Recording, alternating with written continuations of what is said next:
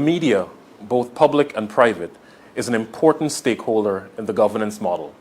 In Guyana, this is no exception.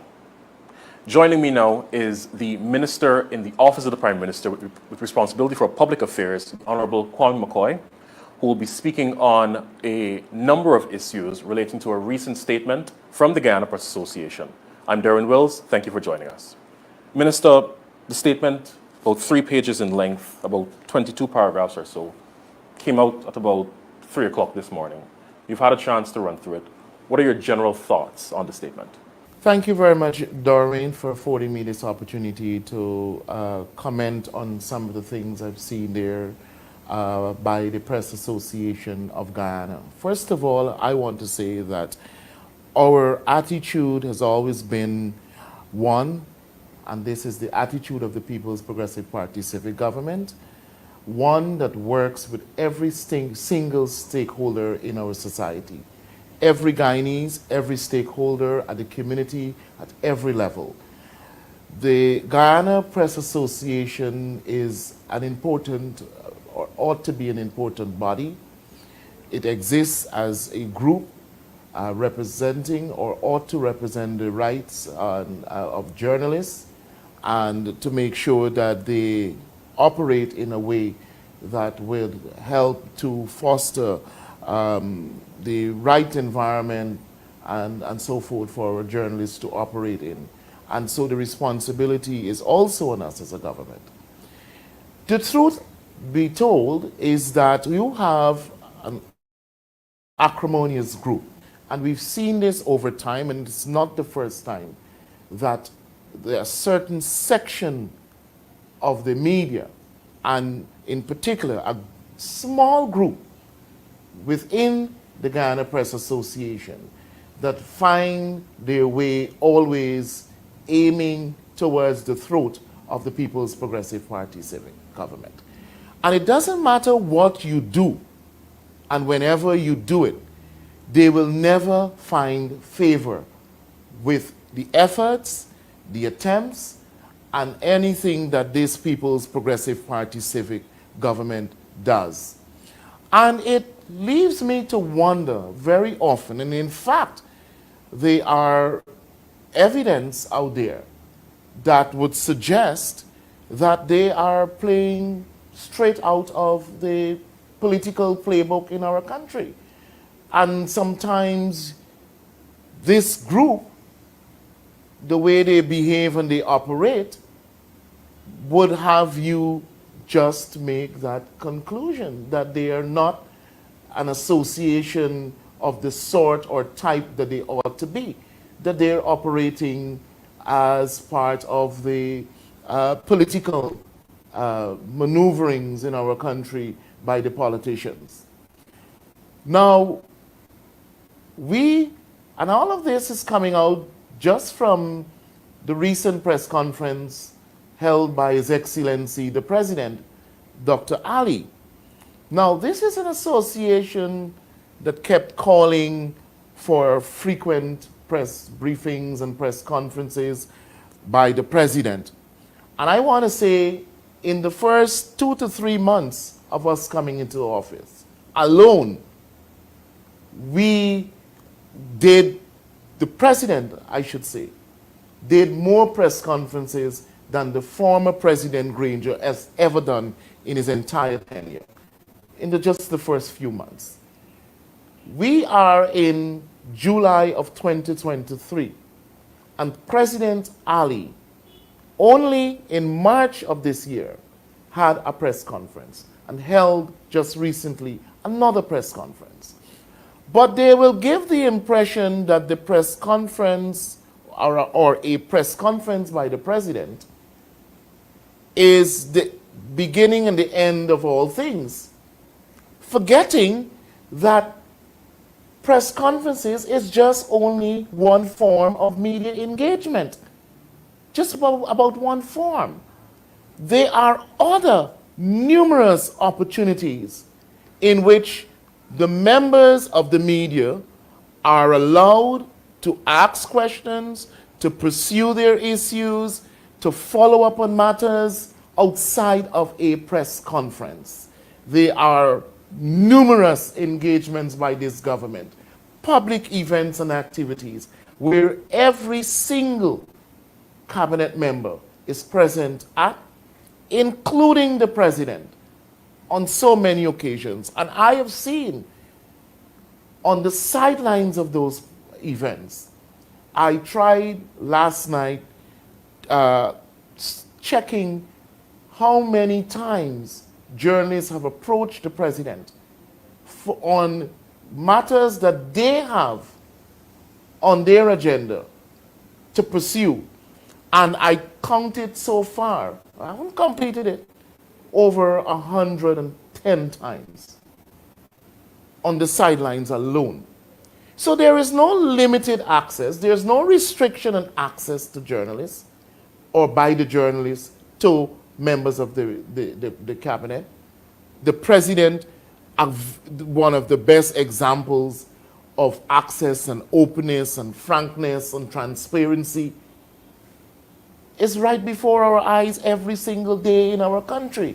So the end of the day, what we see the Press Association putting out, and I'm not sure that all the members of the Press Association signed on to this statement and agrees, because I am hearing murmurs in the background about the attitude and the approach to these matters by some members within the Press Association. So right in their association, there are different views about what is and what should be. So, and you know how this Press Association was formulated just recently. All of the allegations of the corrupt practices that led to what we have here today. And it must be worrying, and in particularly worrying for me, because there are members of the press who approach me at that time and continuously on the way the Press Association operates. And it is only about a few people and a small group, perhaps can, on the 5 fingers on my hands, a small group who have all sorts of motives, ulterior and otherwise, others, that would always be, don't matter what we do as a government, and because we are the People's Progressive Party civic government, you have this group that would always try to get at your throat. And that's the reality. Minister, a large portion of the statement seems to be very strong language used against Mr. Kit Nascimento, who's a veteran in this field, particularly his role in moderating the press conference. But we've seen that press conferences are supposed to have persons who would do these sort of things, who would control the questions as they come in, etc. Is the language that is used in this statement fair to Mr. Nascimento and his work? Not at all, and very disrespectful in some ways when I read it, and I read it twice. Kit Nascimento is a veteran journalist. Kit Nascimento is 89 years of age. And all of us should be proud of his performance before and even at the press conference, because what he did at that press conference as a moderator was to remind some people that the universal rules and practices would apply here and in every other case as it ought to be. Now, and this palavering about the time given to journalists to enter the room and to be set up, as if we're operating some cake shop. And you know the reference to the Polari Association just recently. This is not a Polari shop. This is not a cake shop. The business of government is serious business, very serious business. And when the president would find time to engage the media and to update the population on what we're doing as a government, it is very valued time. And it has got to be used in a way that makes sense and that would be able on those occasions to be very valuable time spent, every ounce of it. So this is really for us to understand that you don't have internationally any press conference at the level of the president and the journalist is able to walk in at any time, even when the president is addressing the media.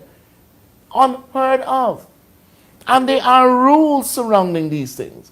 You have to be able to come in, have your setup completed at a certain time, be able to be guided in terms of how the questions will be asked. Not that we're dictating what you should ask, not that we're telling you what to ask, not that we are saying to you, you must not ask these questions. All we're saying is that for the sake of every media house having an opportunity to ask a question at the press conference, we will, at first instance, go with one question and a follow-up from a journalist from every media house.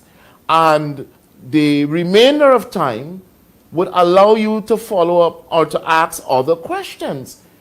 So it's not limiting the journalist.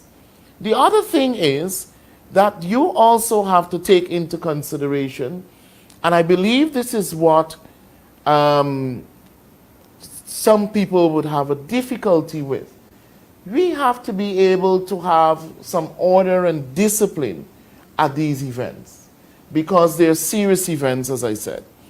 And having a media house accredit a journalist and a photographer or videographer to the president's press conference is not unheard of.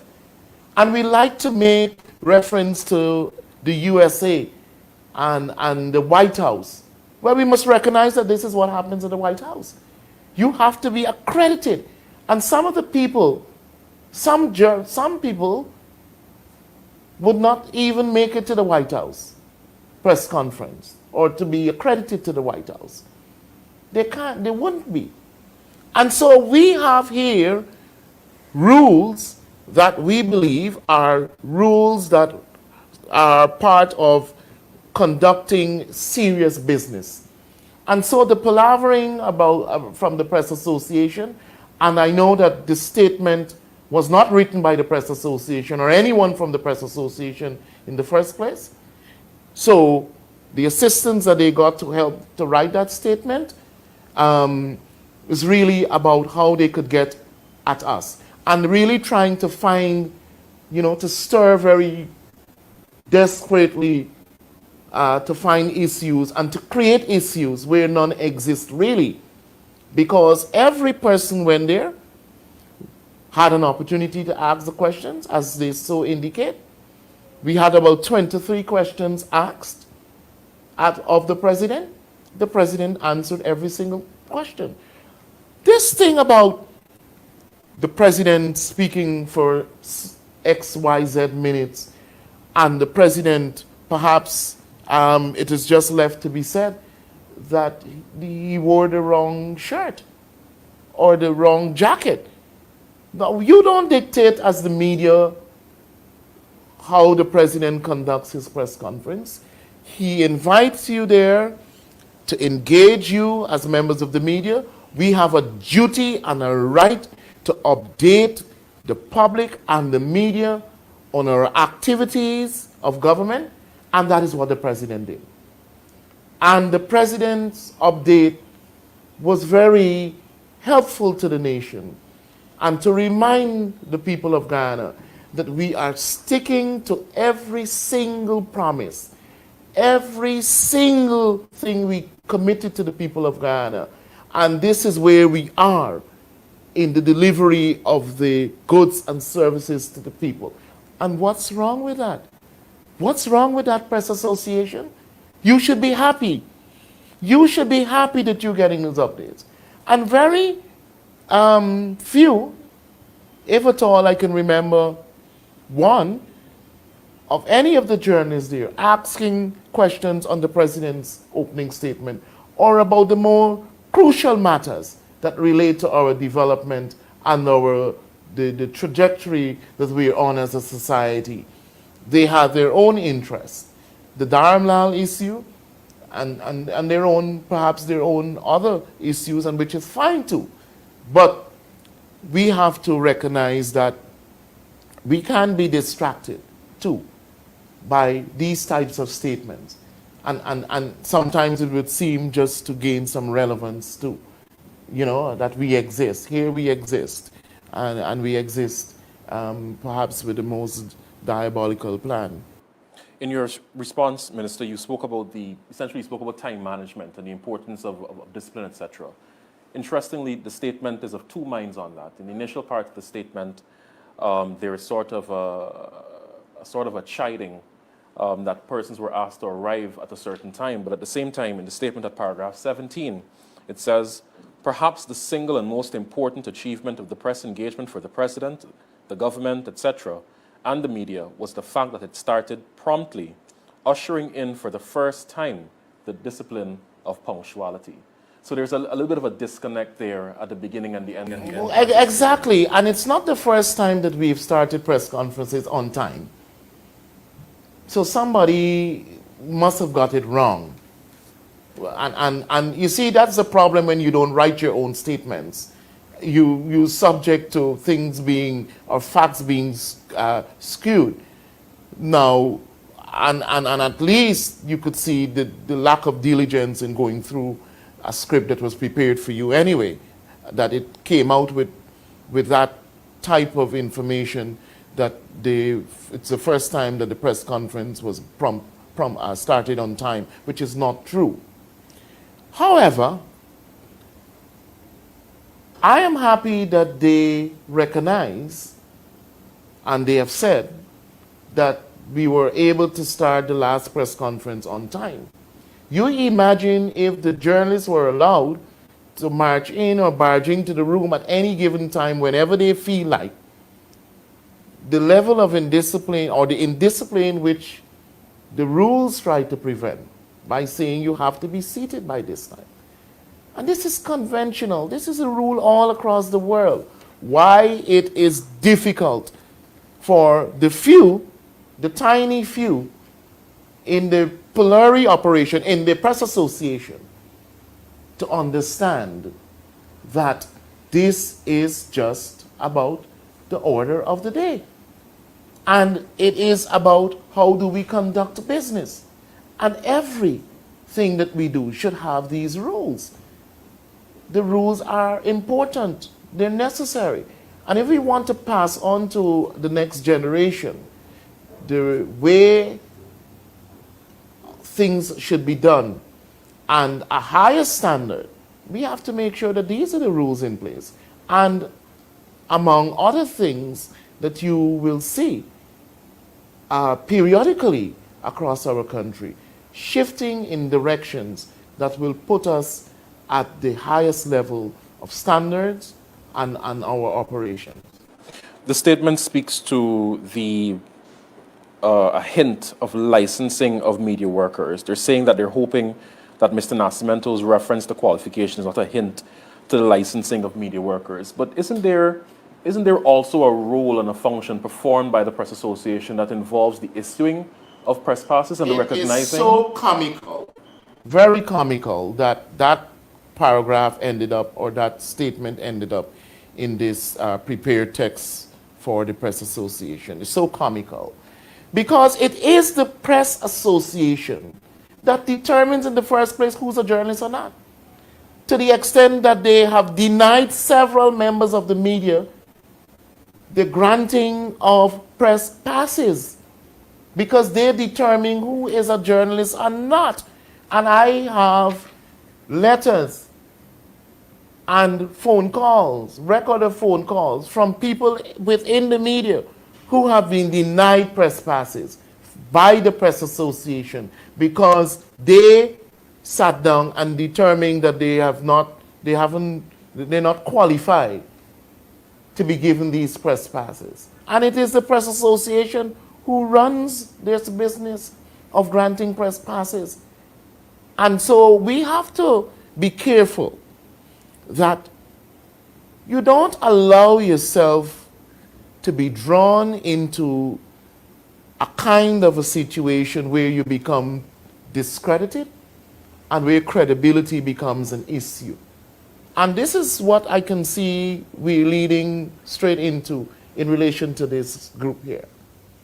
And very important matters that must be addressed by this association. And I'm not to dictate what they address, but very important matters that surround credibility that I would believe, given what we've learned from the last elections of the Press Association, that needs to be seriously addressed, and therefore would not put them into the kind of light and situation as they are being put into here, when they will try to say that the licensing of journalists is the remit of the government and not the Press Association.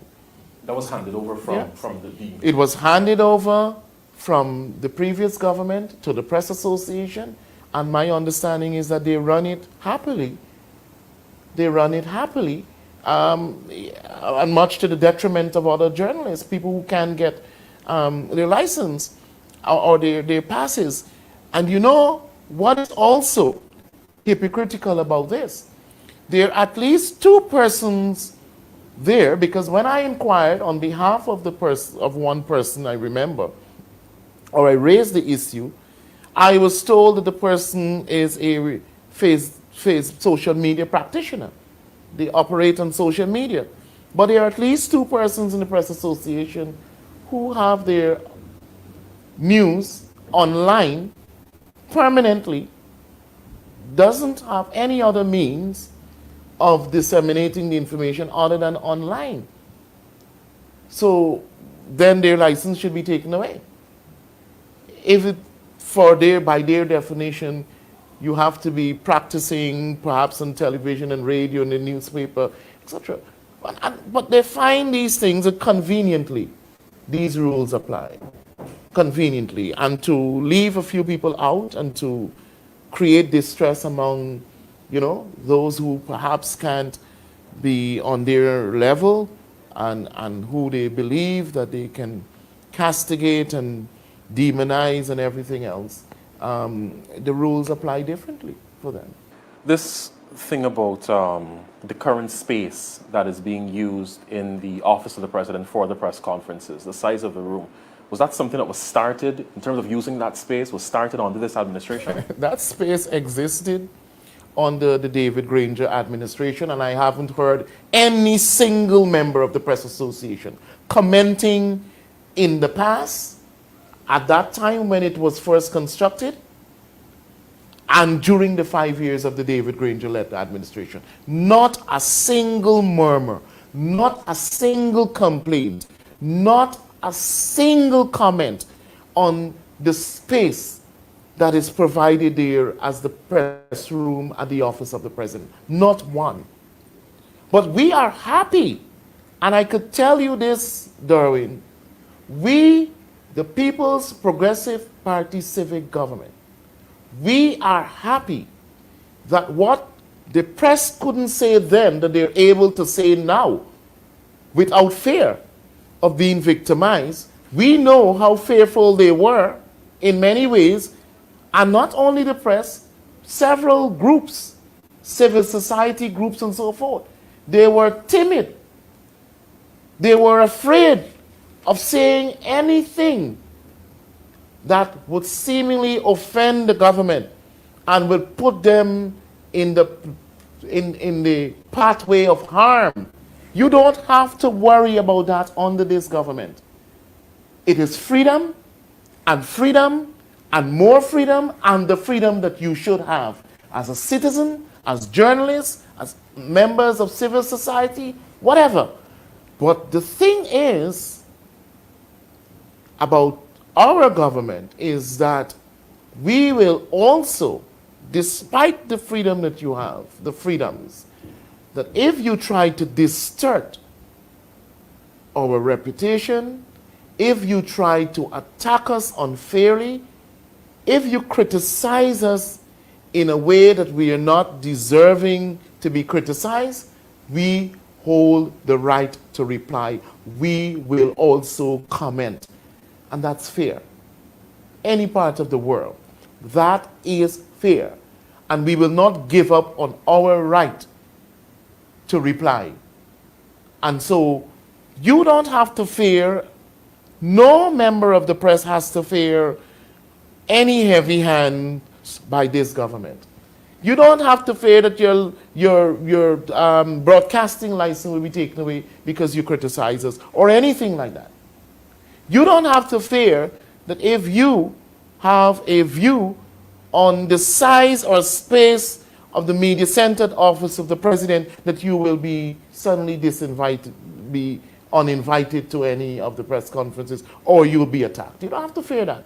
So we're happy that you have found a voice to speak on many things now, much more than you could have ever spoken about.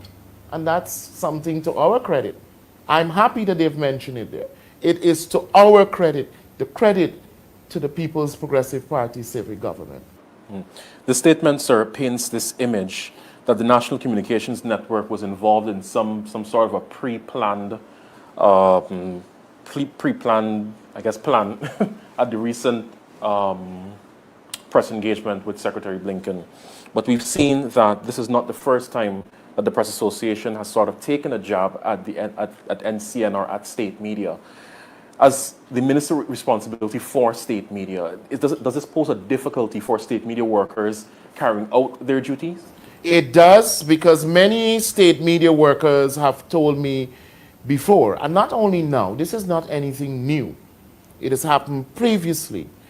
And I know I've had several conversations with state media operatives who have personally outlined their experiences with some of the members of the Media and the Press Association, who find every occasion and many instances in trying to downgrade them, to belittle them, to denigrate them, to insult them, as if they were not deserving of a space in media, as if they are not deserving to be employees of the state media. I want every state media worker to know that you hold a very important role and part of the whole makeup of the media system in Guyana. That the role that you play is essential to the existence and the operation of the work that we do as a government. The information, the dissemination of the information, and to people across our country. The state media plays a very critical role, an important role, and is as equal as any other, from any other media house. They have an important role, and they should not be made to feel insulted by this elitist group, and I say it's just about 5 persons within the GPA, to the extent that they have been denied their passes. And you know what happened at the last elections? Many people, and we heard the story about taxi drivers and so who ended up on the list and all of that. But that's their business to deal with eventually. But it's out there. We heard about the maneuverings that border on illegality in relation to the last elections for the Press Association. And so we have to be mindful that the state media plays an important role in the construct of media activities in this country and operation.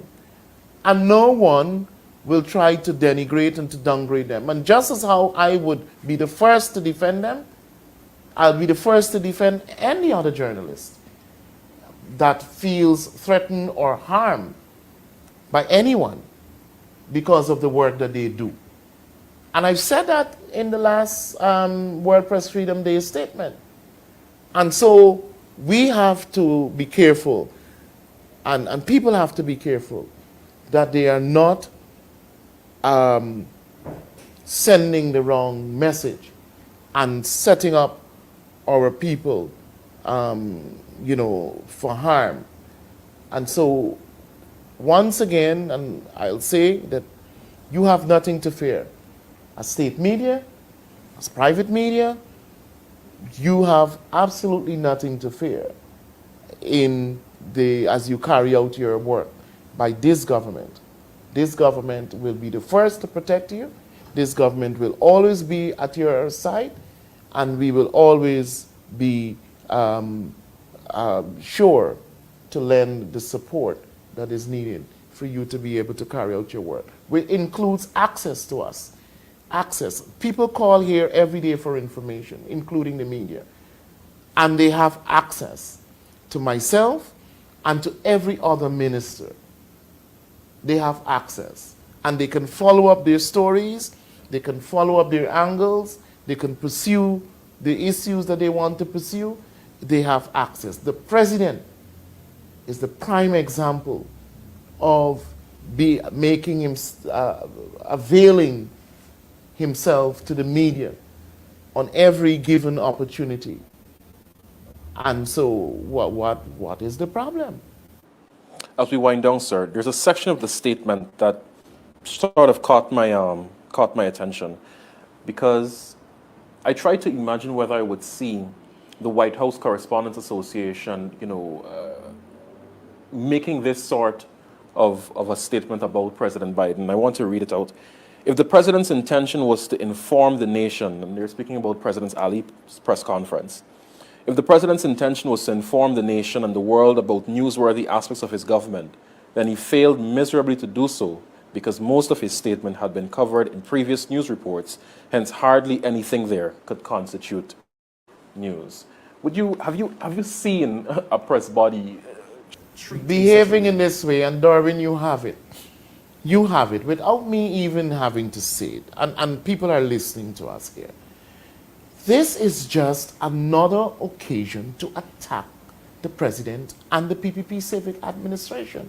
This is just another opening. And they're just trying, and you see, sometimes I wonder whether people take time to ponder on these things. And I mean those who are the authors and those who are behind all of this mischief. Whether they really take time to think about their actions and their approaches. Because, no, as you quite rightly said, you wouldn't find this any other part of the world. The president sought to present to this nation several matters of his administration that has occupied the time of the administration, our attention, our consideration, and he has given the treatment of being able to contextualize all of these issues, to give the macro view, and to be able to outline the impact all of these matters have had on our economy, on our development, on our lives. And that's what the president did. Put everything into context. And if none of the persons there speaking for this group found anything that the president said to be newsworthy, then my gosh, where are the journalists? Where are the journalists? I asked the question. And it could also mean that the information has just been forthcoming as well for a while, so there was really nothing that was new that was being said by the president, because everybody's accessible, like you said before. Right. But even if, listen, I have been in this business before for many years. And even if there are times you felt as though the information being shared is one that you would have already been privy to,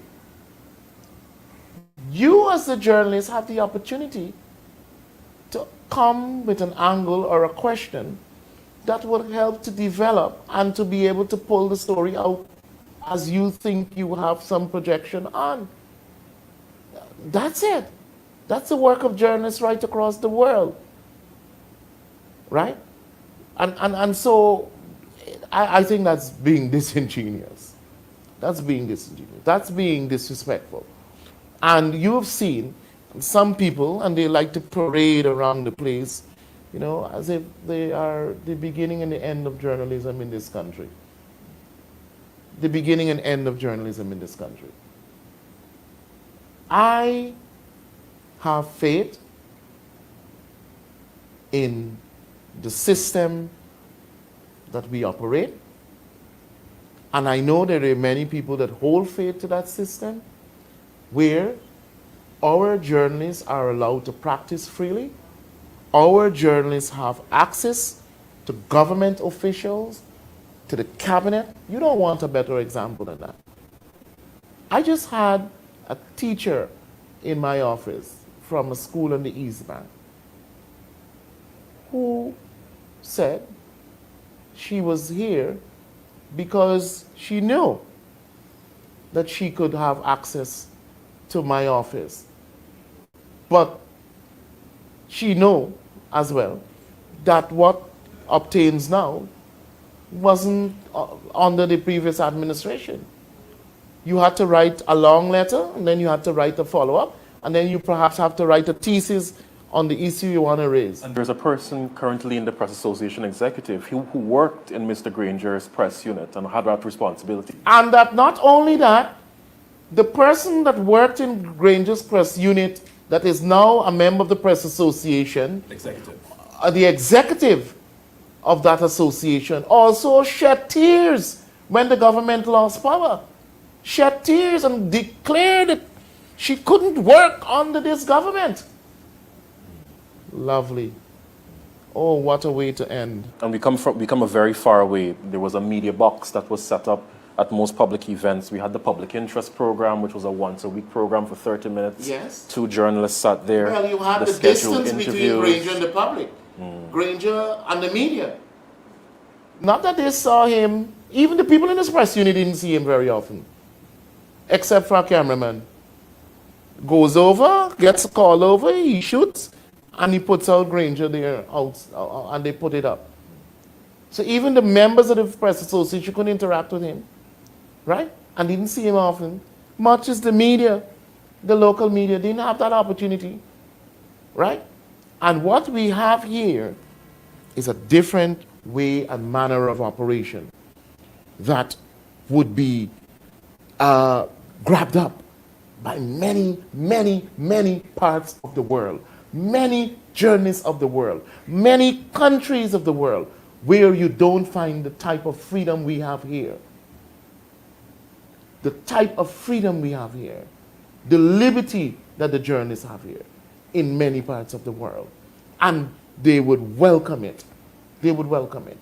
And so we have to make sure that the few people in the Press Association don't distort our story, the Guyana story, about press freedom, about access to government officials by members of the press, by freedom of the press, that they don't distort that story, here or internationally. That's why I will be here to always make sure that whenever they try to do that, myself and other colleagues of the government will be able to take them on, and to be able to bring things into the right perspective, and to be able to give our story and the version, the right version, and not allow anyone or any group to distort what this government is doing, to disparage the work of the government, to denigrate us, to distort the fact that we have real freedom of the press in Guyana, real freedom. On that note, thank you, Minister McCoy, for engaging, and thank you all for viewing. I am Derwin Wills. Just sat down with Minister Kwame McCoy, the Minister with Responsibility for Public Affairs, on a matter regarding the statement from the Guyana Press Association. Thank you very much.